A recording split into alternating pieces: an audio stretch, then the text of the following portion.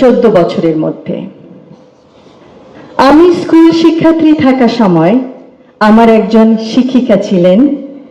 তার শিশুকন্যাকে বাসায় একা রেখে তিনি প্রাইভেট টিউশন শিক্ষকতা করতে যেতেন স্কুল আওয়ার্সের পরে।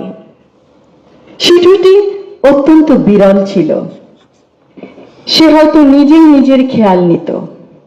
একদিন মিসকে আমরা আমাদের যানবাহনে তার বাসায় পৌঁছাতে যাই। আমার এখনো মনে পড়ে সেই শিশুটির চোখ যখন সে জানালার গ্রিল ভেদ করে আমাদের দেখতে চাইছিল। দেখছিল তার পরম প্রিয় মা তার জরুরি কাজ সেরে ঘরে ফিরছেন কিনা।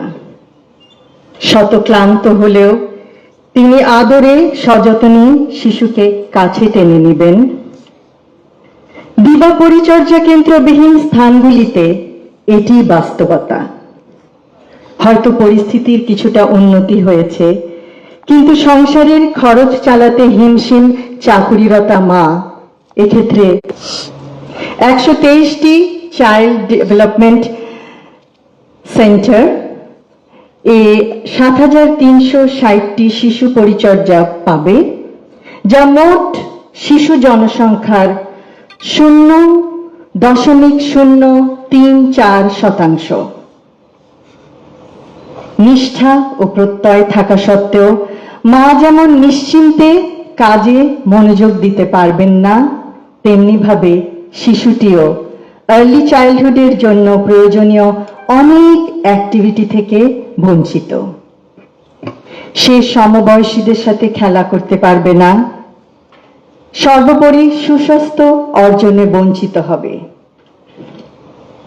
ছোট্ট মেয়েটি পরে উন্নত চিকিৎসা পেয়েছে, কারণ সে মানসিকভাবে একটু বিপর্যস্ত ছিল।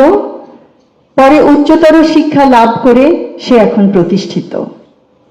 কিন্তু শৈশবের এই স্মৃতি নিশ্চয়ই তার জন্য ভয়াবহ।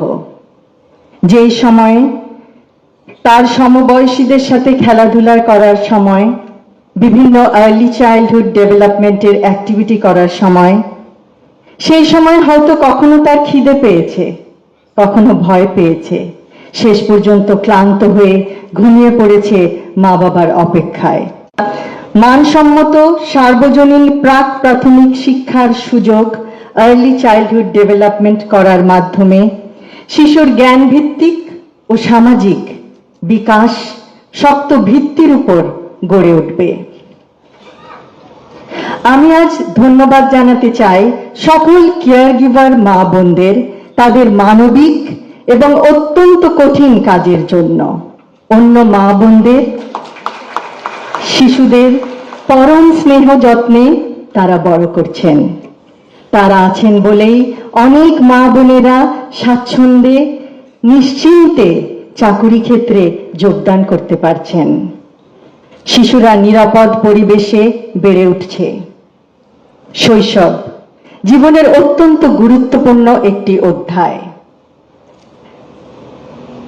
এই সময়ে বিভিন্ন জিনিসের ভিত্তিপ্রস্তর স্থাপিত হয়।